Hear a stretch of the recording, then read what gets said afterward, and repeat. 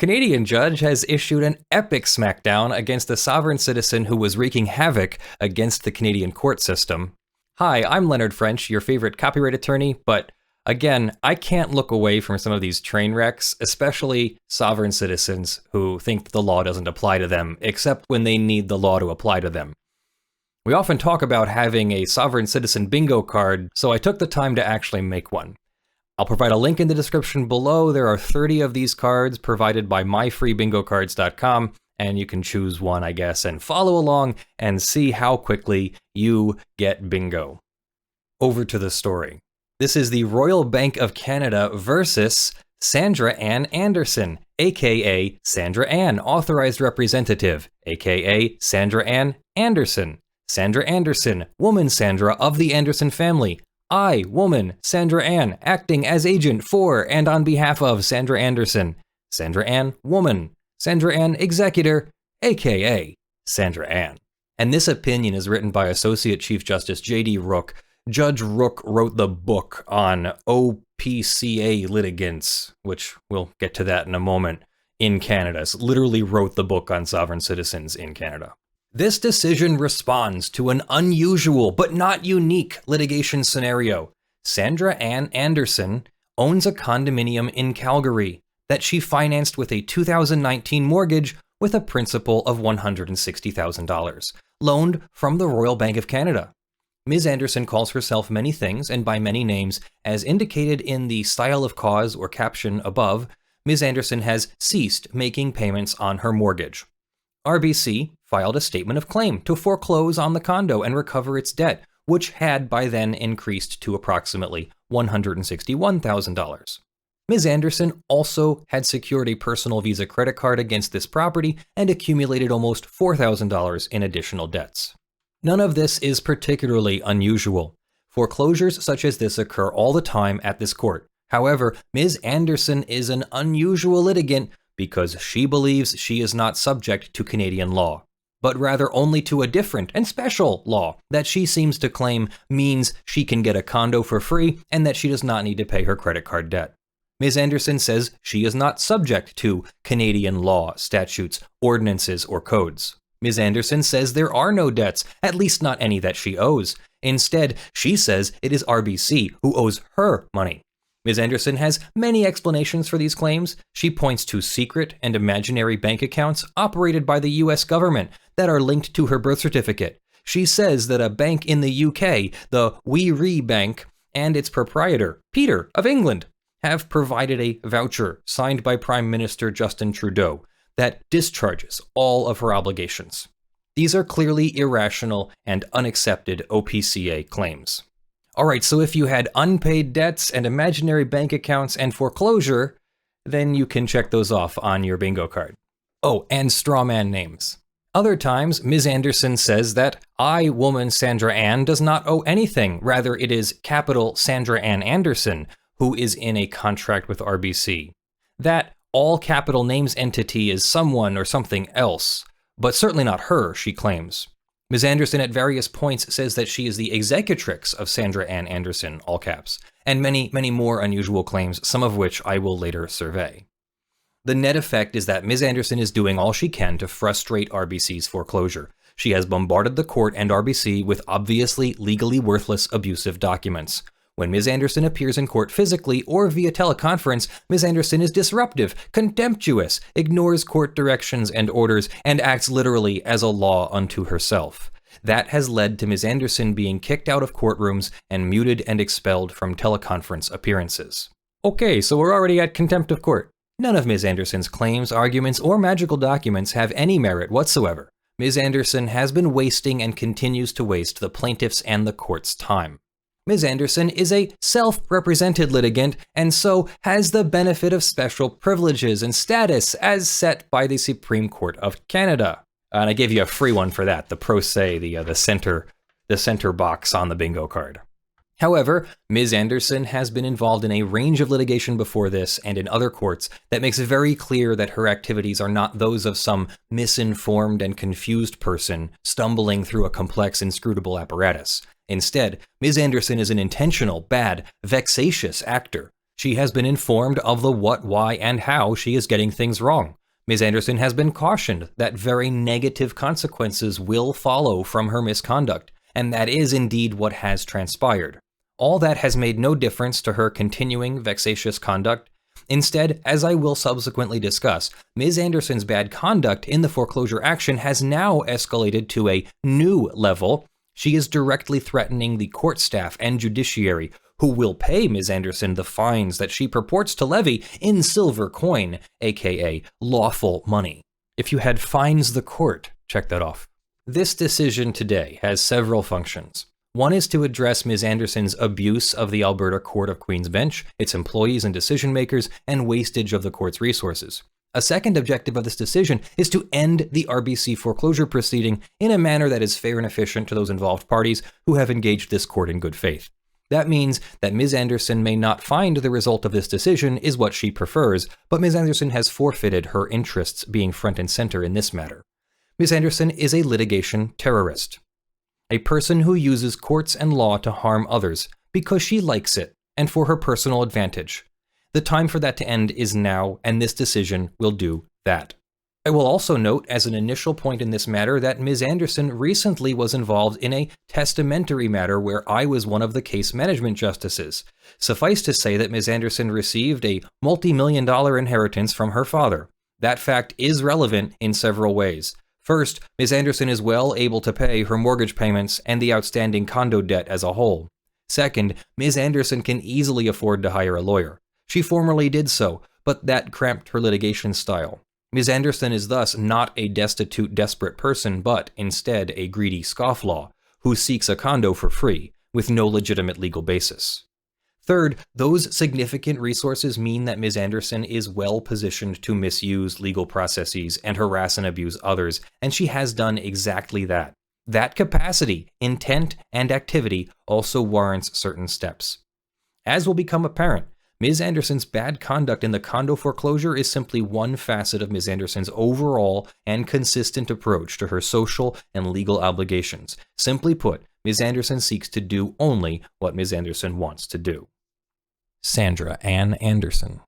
Prior to reviewing the status of the condo foreclosure and taking steps to achieve the two goals identified above, some further background on Ms. Anderson and her activities is helpful to put this court's admittedly unusual and stringent responses into context. What follows is an overview with illustrative examples, rather than a comprehensive record of how Ms. Anderson has flouted Canadian law and abused Canadian courts. Compiling a complete record would be excessive, repetitive, and a waste of judicial resources.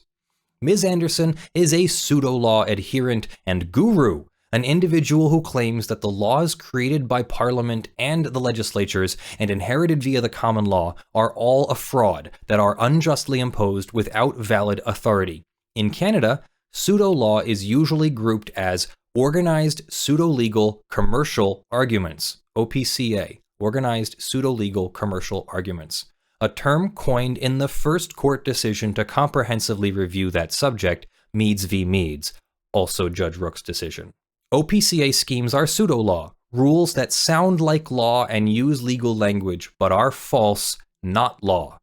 Functionally, OPCA strategies are a kind of cheat code, a sort of get-out-of-jail-free card that pseudo-law adherents engage to purportedly get free money and condos, not pay taxes, drive without insurance or a driver's license, engage in criminal offenses without state sanction, and so on.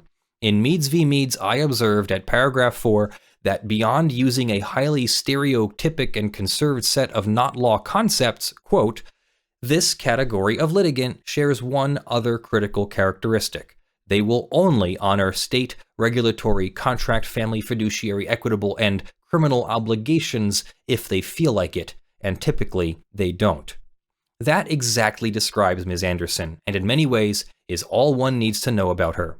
No court in any jurisdiction has accepted the stereotypic, conspiratorial, not-law concepts that make up pseudo-law. Employing pseudo-law is always an abuse of court processes and warrants immediate court response. Ms. Anderson has a dismal legal record. What follows are a sampling of illustrative examples. Sandra Anderson, horse smuggler. Ms. Anderson is an international horse smuggler. Yeah, just check that off your bingo cards. Ms. Anderson has repeatedly purchased horses in the US, and then, when transporting those horses into Canada, she has claimed the horses were her property that she had taken first into and then back out of the US, thus evading customs duties. Ms. Anderson was caught, and that led to horse seizures and fines. I note that one of Ms. Anderson's smuggled horses, Gutbrodj, was purchased by Ms. Anderson for about $120,000 Canadian, in the range of her outstanding condo debt. Ms. Anderson then took the unconventional step of filing pseudo-law paperwork in the Alberta Court of Queen's Bench that purported to seize control of the court's physical infrastructure. Ms. Anderson's pseudo-law documents stated that she would then conduct a vigilante legal proceeding against Canadian Border Service officers and administrators, federal government officials, and a Public Prosecution Service of Canada Crown Prosecutor. Ms. Anderson, quote, I, woman Sandra of the Anderson family, would be the prosecutor and judge who would determine the guilt and penalties of these, quote unquote, trespassers. All this follows a well-established and never successful U.S. sovereign citizen pseudo-law scheme promoted by Karl Lentz in Anderson versus Osowski. Okay, so did you have vigilante court on your sovereign citizen bingo card? Needless to say, this attempt to conduct a vigilante do-it-yourself court was rejected by this court. Ms. Anderson's materials were struck out, and Ms. Anderson was ordered to pay costs. Ms. Anderson sent the court printed copies of the decisions that rejected her horse smuggling vigilante judge process, with each page marked in red Sharpie at 45 degrees to the lower right, quote, this 7th day of June 2021, no trespass, contract declined, all rights reserved, Sandra Ann, ink fingerprint. Naturally, this was meaningless and had no legal effect. Okay, so how about red fingerprint and contract declined? Sandra Anderson, criminal proceedings. Ms. Anderson is the accused in numerous provincial Court of Alberta criminal proceedings. 1. Charges including driving while impaired, failure to produce a driver's license, and operating a motor vehicle while having a prohibited blood alcohol concentration. Okay, so how about DUI, DWI, DWL on your bingo card? Uttering a forged document, a forged COVID-19 test result, and transporting fireworks on an aircraft. Okay, so forged COVID-19 documents. Customs and fraud offenses resulting from the international horse smuggling, failure to attend court, and failure to comply with release conditions, which we'll call probation violations on the bingo card. Ms. Anderson has illegally attempted to disrupt and sabotage those criminal proceedings by submitting forged subpoenas. Also on the bingo card, repeatedly submitting pseudo-law documents that purport to unilaterally terminate the prosecutions against her, in some instances by payments from an imaginary bank account. When Ms. Anderson appeared in court, she was disruptive and was ejected by the sheriffs. Ms. Anderson also took the unconventional step of retaining a Calgary-based pseudo-law lawyer, Daniel Terry Loznick, a private sovereign SOVRAN attorney general. Loznick operates the Angelic Law OPCA website. Loznick's in-court misconduct has led him to being ejected from Alberta courtrooms, and he has been prohibited from engaging in unlicensed legal services. He is also facing multiple criminal charges, including firearms offenses. Ms. Anderson currently has outstanding arrest warrants in 5 criminal matters dating from June 2019 onward. She has informed my office that she is no longer in Canada, and instead has relocated to California. I find, on a balance of probabilities, that Ms. Anderson has absconded from Canada to evade arrest and detention in her criminal proceedings. Fugitive from justice. Now on to Strawman Theory strategies.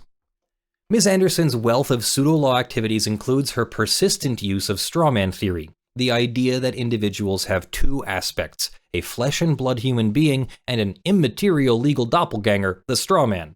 The 2 halves use names with different letter case and often punctuation, as in Sandra Ann Anderson versus all caps Sandra Ann Anderson.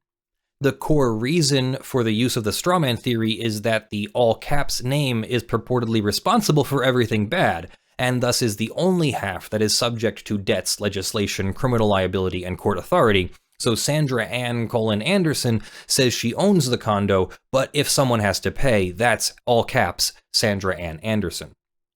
Ms. Anderson has over and over used Strawman Theory and has been told over and over that Strawman Theory is false and does not work. Her straw woman is a fanciful imaginary thing. Strawman Theory is so notoriously false that anyone who employs it is presumed to do so in bad faith and for abusive ulterior purposes. That presumption applies to Ms. Anderson, who consistently and persistently uses Strawman Theory schemes, periodically switching to new variations, but always maintaining her Sandra Anderson sock puppet to take all the debts and the blame. So if you didn't already have Strawman names on your bingo card, check that off now. OPCA Guru. Ms. Anderson has now gone past simply acting as a user of pseudolaw to actively propagating misinformation of that kind. She is now an OPCA guru. Ms. Anderson is now teaching others via the internet that they incorrectly do not have to pay income tax. Ms. Anderson claims to have the secrets for that. As I noted in Meads v. Meads, pseudolaw promoters are predatory con men/women who profit from exploiting the naive and vulnerable.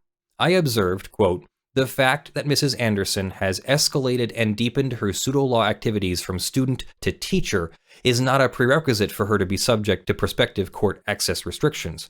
What this development demonstrates is the degree to which Ms. Anderson is dedicated to and has oriented her life around these toxic, non-law concepts. She is a committed pseudolaw adherent and proselytizer." Another judge, Judge Tillman, concluded that OPCA guru activities are prima facie, or on their face, criminal contempt, given their rejection and public denial of Canadian legislation and court authority. That is Ms. Anderson's legal character, rather than a good faith, fair-dealing litigant. Okay, so if you have teaches sovereign citizens, then you can check that off. Vexatious litigant status. These factors and other litigation misconduct by Ms. Anderson led this court to impose court access restrictions to mitigate Ms. Anderson's abusive litigation conduct. The chief effect of these court access restrictions is that Ms. Anderson cannot initiate litigation or litigation steps at the Alberta Court of Queen's Bench except with the permission, leave of court. Court access restrictions are a useful tool to minimize the harm caused by abusive litigants, but they are far from a universal panacea. One problem is that the court access restrictions do not meaningfully affect defensive steps taken by abusive litigants to frustrate litigation where the abusive litigant is a responding party. This limitation on court access restrictions will become very apparent when I subsequently review the progression of Ms. Anderson's foreclosure proceedings. Court processes are based on the underlying assumption that litigants at least will try to cooperate with the court and its procedures. Pseudolaw litigants rarely engage in anything that could be described as cooperation. Ms. Anderson is an illustrative, even dramatic example. Ms. Anderson is, in conclusion, an unrepentant, disruptive, greedy, uncooperative, abusive scofflaw. That has now been her uniform approach to legal rights and obligations and the courts for years. Her misconduct is expanding into multiple subjects and disputes. Ms. Anderson cannot be trusted. When she is pointed to the actual law, she reliably rejects that and claims to unilaterally impose something else. Unlike many pseudolaw litigants, Ms. Anderson has significant and substantial resources. She has already demonstrated that she will use unorthodox vigilante processes against those who simply are engaged in their legal duties. All these factors and Ms. Anderson's dismal record of pseudolaw misconduct mean that Ms. Anderson is an appropriate target for unusual and intrusive litigation and litigation management steps by this court. Doing otherwise simply guarantees more trouble ahead. The foreclosure. The following timeline explains the status of the condo foreclosure proceeding. This timeline is to some degree simplified and, for example, does not include the many occasions where Ms. Anderson has written myself, the masters, and other court personnel, making demands for irrelevant and imaginary information, such as my U.S. Internal Revenue Service account information. He's a Canadian judge. June 16, 2021, RBC files its statement of claim, stating that Ms. Anderson had ceased making payments on the condo mortgage, had overdue and unpaid property taxes, and outstanding debts on the Visa credit card secured against it. They seek repayment of the credit card debt and foreclosure on the condo with the usual alternative remedies. October 4th, RBC applies for a redemption order on the condo, along with other related remedies and summary judgment on the outstanding credit card debt, The application is supported by a professional valuation of the condo for $243,000 market, $219,000 forced sale value. Other affidavit evidence establishes the outstanding mortgage debt is now $162,400.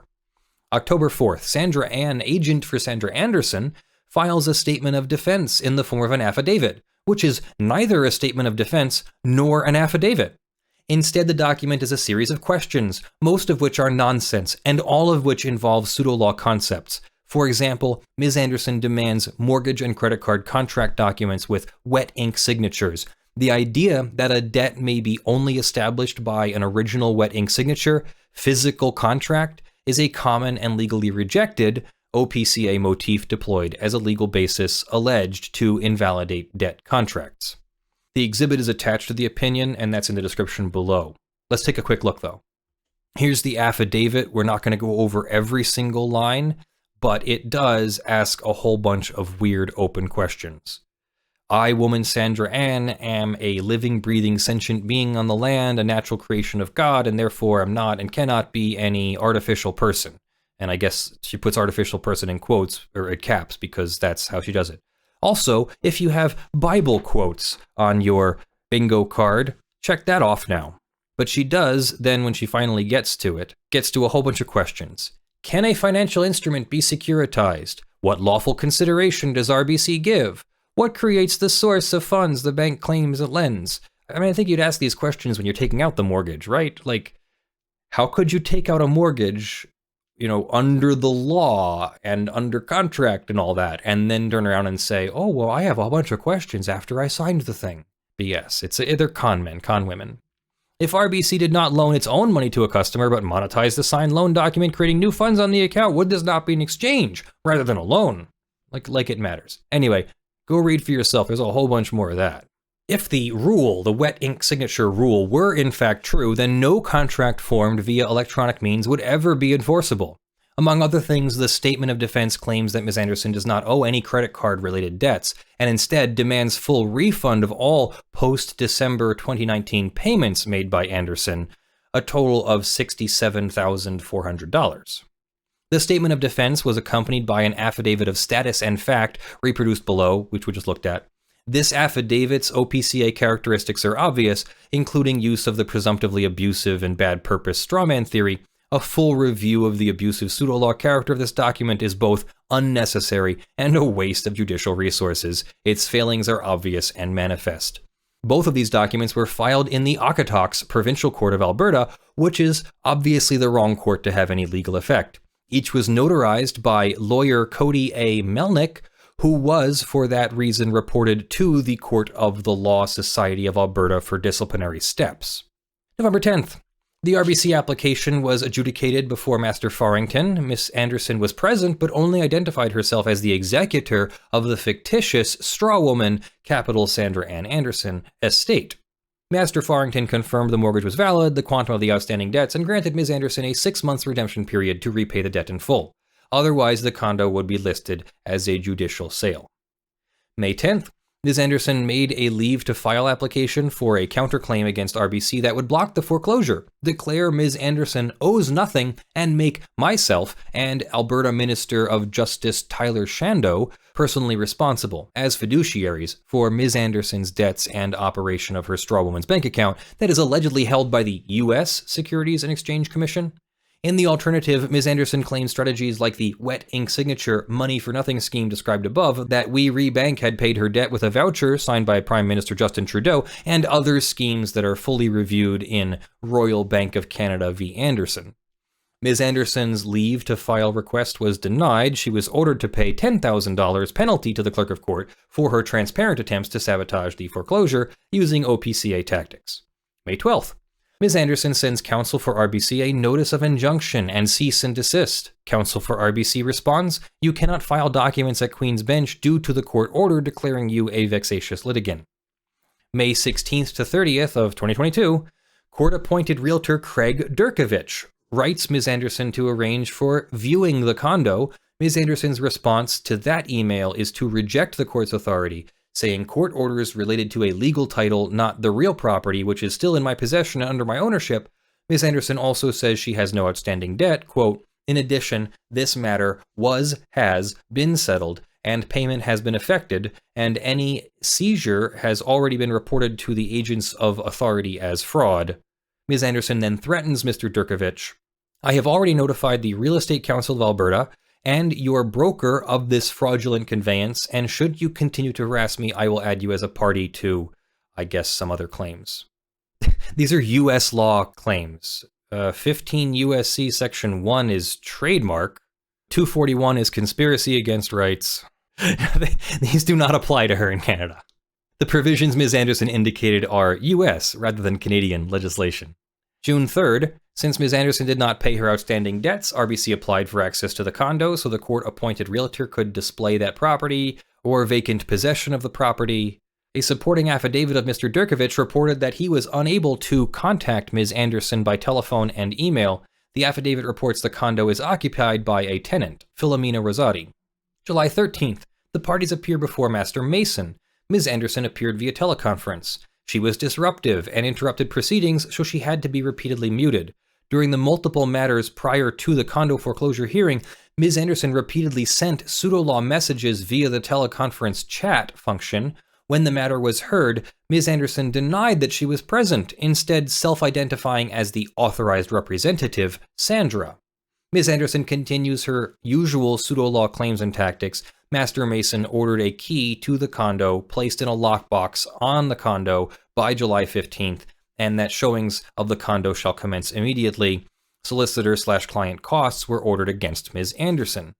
July 15th, Ms. Anderson, by fax, titled Void Disclosure, sent a packet of materials to this court. Attached is a letter dated July 7th to counsel for RBC that is reproduced as Appendix B. It is completely pseudo-law nonsense.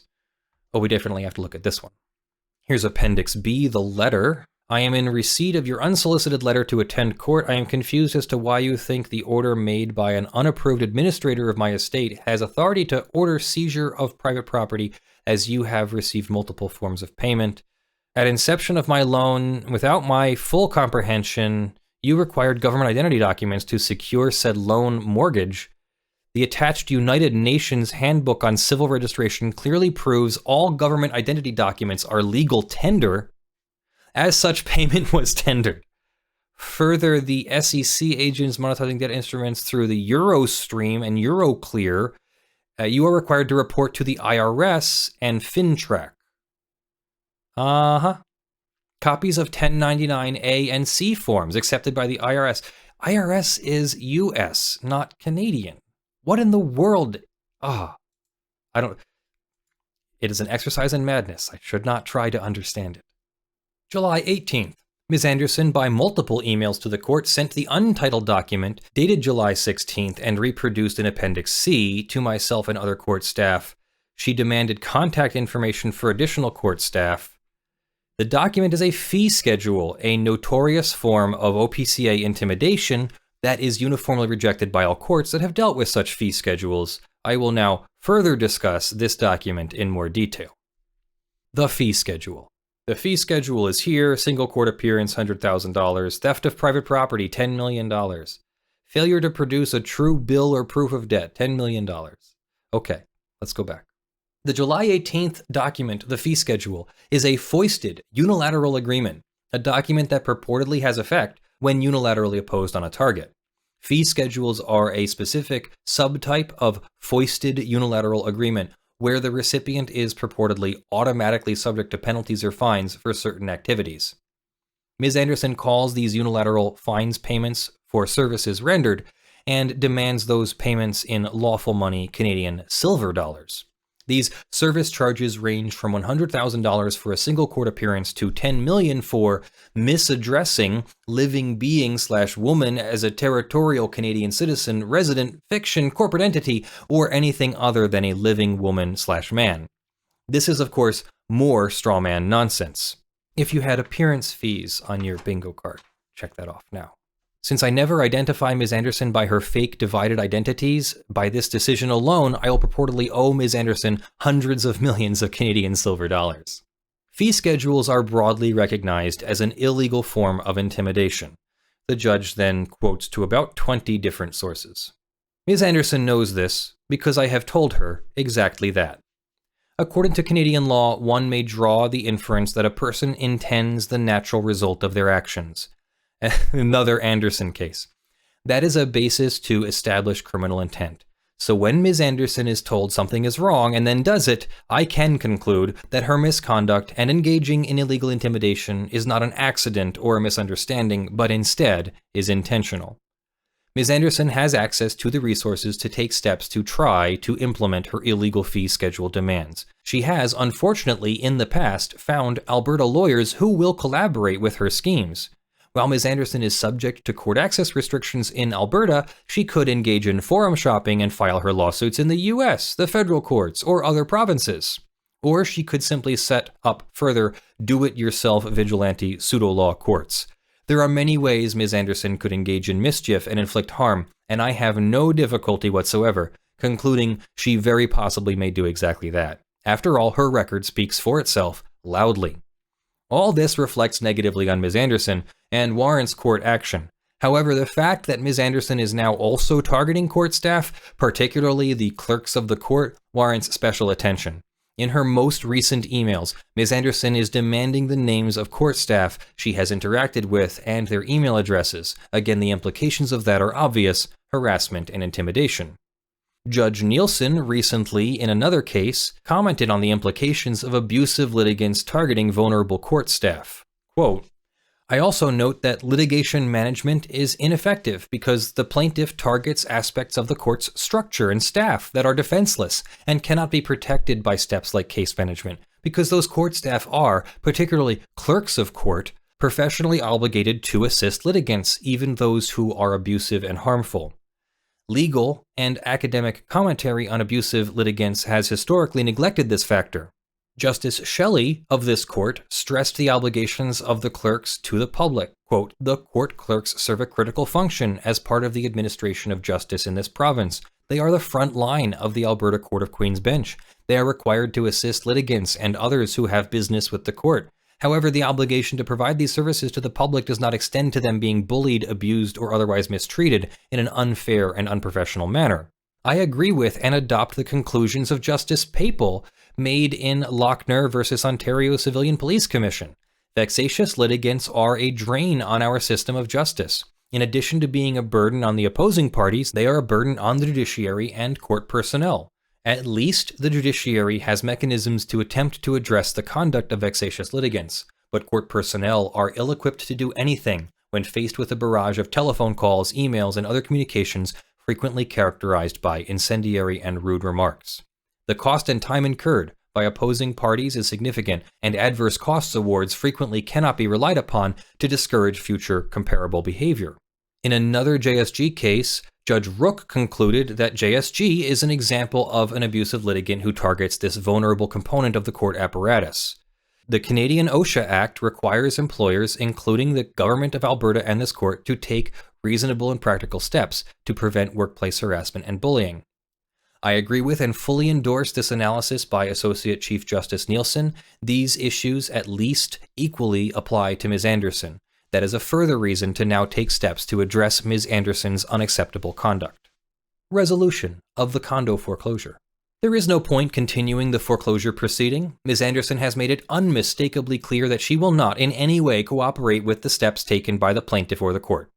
Instead, Ms. Anderson now promises to sue RBC, their officers, their lawyer, the court-appointed realtor, the Honorable Minister Shando, clerks of the court, masters of the court, and myself via fines and penalties she has unilaterally imposed under her own illegal authority. Access to justice depends on the efficient and responsible use of court resources. Frivolous lawsuits, endless procedural delays, and unnecessary appeals increase the time and expense of litigation and waste these resources. To preserve meaningful access, courts must ensure that their resources remain available to the litigants who need them most, namely, those who advance meritorious and justiciable claims that warrant judicial attention. Permitting the condo foreclosure proceeding to continue, increment by increment, while Ms. Anderson threatens, disrupts, demands, and declares all securely from California, beyond the reach of the court, is not access to justice. To proceed in the usual manner, instead, is a farce. A predictable parade of hazards that range from pratfalls to punji stick pits. Permitting this matter to continue expends the resources of this court, and as Chief Justice Wagner instructed, the Alberta Court of Queen's Bench must ensure its resources are allocated in an appropriate manner. Intervention, thus, is necessary, otherwise nothing would ever change. Nothing new could ever be expected. It has to end, and now it does. RBC. I rule that RBC has established the debts owed by Ms. Anderson. Ms. Anderson has had more than adequate opportunity to respond to the court's decision, to provide a redemption payment, or to come to another joint and agreed-upon result. Ms. Anderson instead has chosen the path illustrated above. I therefore order: absolute and full title to the condo is transferred immediately to RBC as of the date of this decision. RBC shall register that change of title with the Alberta Land Titles Office. The Land Titles Office shall refuse to register any interest or document submitted by Ms. Anderson in relation to the condo, except if that candidate registration is accompanied by an order of this court permitting the same. The value of the condo is set at the forced sale amount, $219K. RBC shall, by September 30th, submit to the court an affidavit with the following information: a statement of the outstanding condo mortgage and credit card debts, other unpaid debts linked to the condo, municipal taxes, condo association fees, solicitor/client expenses incurred, other expenses incurred, valuation expenses, realtor expenses, disbursements, a report on the status of the tenancy of the condo as further discussed below.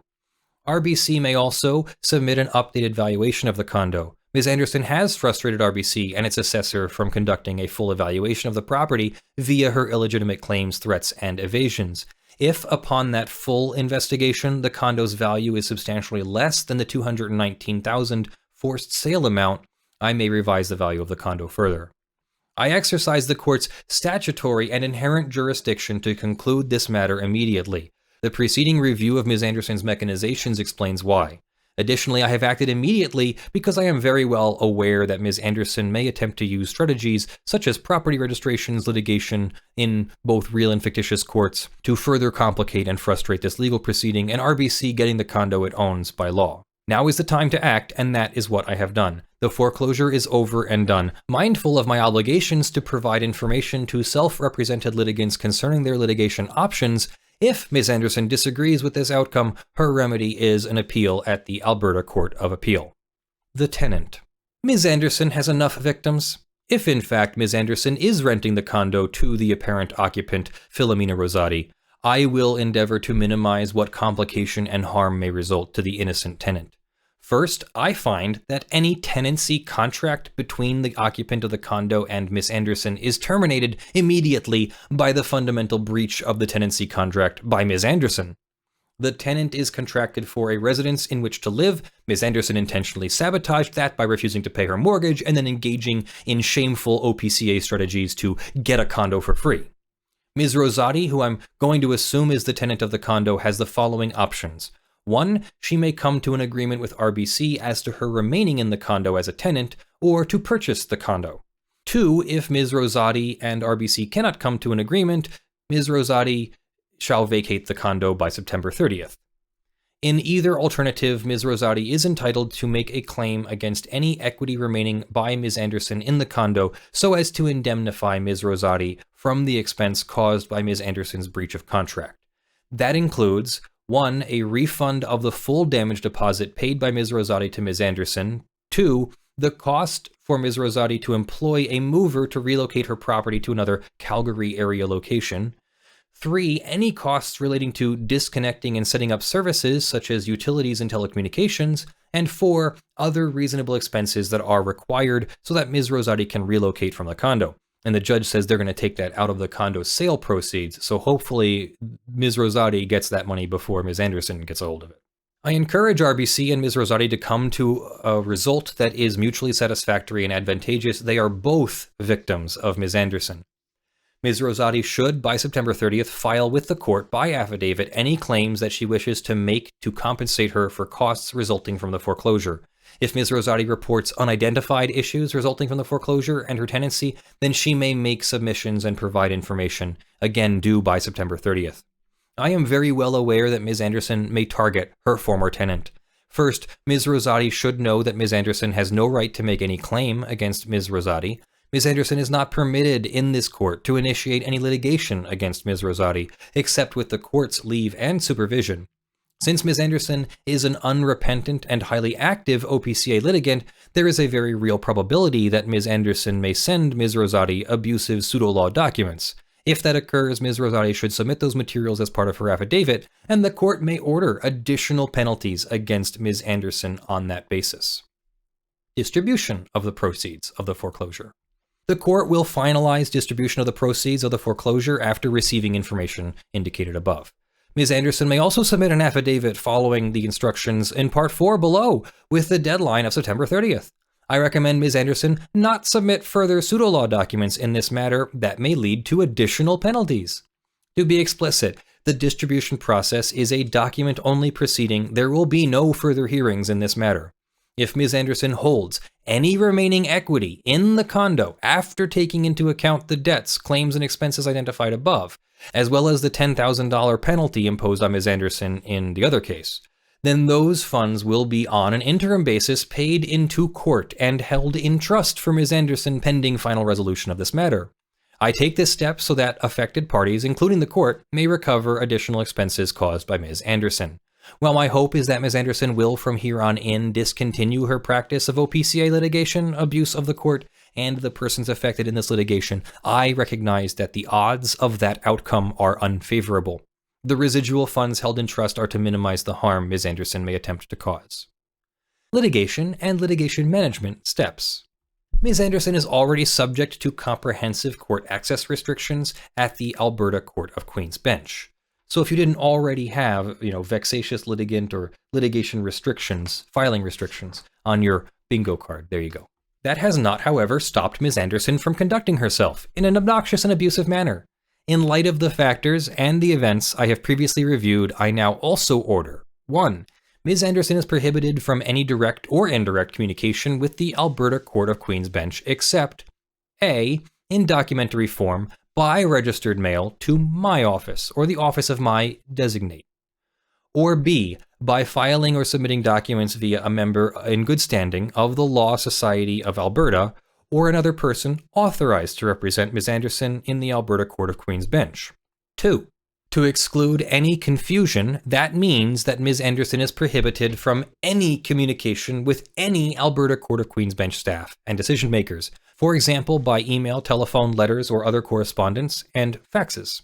Ms. Anderson is prohibited from filing any documents with the Alberta Court of Queen's Bench, except according to the previous paragraphs, and unless Ms. Anderson engages the services of a lawyer, the only way that Ms. Anderson may file any documents is if those documents are received by my office or my designate by registered mail.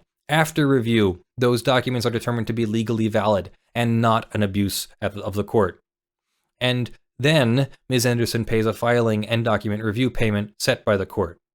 Ms. Anderson may only communicate with my office and file documents using the name Sandra Ann Anderson, and not using initials or alternative name structure or a pseudonym. When Ms. Anderson is permitted to file any document with the court, that filing may include a prerequisite that Ms. Anderson is required to pay security for costs in an amount determined by the court. When a document submitted by Ms. Anderson is rejected pursuant to this decision, Ms. Anderson may be required to pay a penalty amount. I am aware that these new provisions, according to Ms. Anderson's fee schedule, would illegally mean that I am liable to her for a very large amount of silver coinage. I strongly recommend that Ms. Anderson not pursue illegal steps on that basis. I also very strongly recommend to Ms. Anderson that she immediately retain a lawyer for any future interactions with the court. She can afford it. She has lots of money. I have made this recommendation previously and repeat that same advice below. I very strongly recommend that she retain a lawyer, and by that I mean an actual certified and trained lawyer who is a valid member of the Law Society, rather than her private, sovereign, SOVRAN, Attorney General, Mr. Losnick. I understand Ms. Anderson is facing multiple criminal proceedings. She has engaged in highly inappropriate activity in this and other civil matters. Ms. Anderson should immediately take steps to obtain licensed, proper, accurate legal advice and information, and listen very carefully to that. Otherwise, the path ahead for Ms. Anderson will be predictably difficult, and that will be her fault alone. Conclusion. RBC takes immediate possession of the condo. The proceeds and distribution of the foreclosure will be finalized after receipt of affidavits outlined above that are due by September 30th. Counsel for RBC shall prepare the order giving effect to this decision. The order and this decision may be served on Ms. Anderson by email. Ms. Anderson's approval of that order is dispensed with. RBC shall serve this decision on the occupant of the condo, the management corporation, the register of land titles.